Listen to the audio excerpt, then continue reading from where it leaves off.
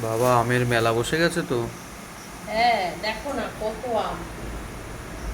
রাত্রিবেলায় একটু খাওয়ার পরে আম খেতে বেশ ভালোই লাগে। ওই যে কাটছি বসে বসে, এগুলো বড্ড পেকে গেছে, আর কি মিষ্টি আমগুলো। আবার এতগুলো আম ছিল, সেদিনকে তুমি এনেছিলে। হুম।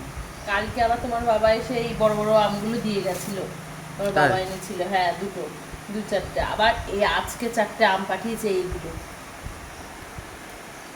আম যেমন আমার শ্বশুর আম খেতে ভালোবাসে, সেরকম আমও কেনে, মানে এত পরিমাণে আমরা আম খাই এই এই সময়, মানে সত্যি মন পুষিয়ে যায়।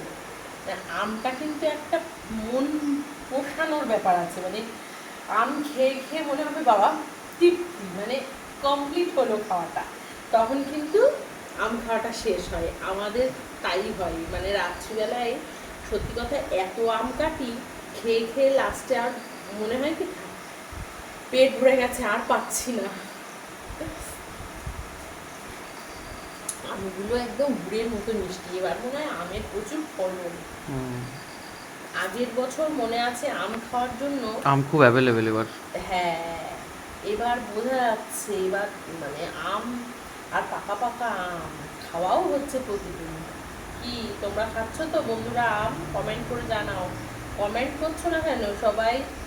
দেখছো ভিডিও কিন্তু কমেন্ট করছো না, আমার সাথে কেউ কথা বলছো না।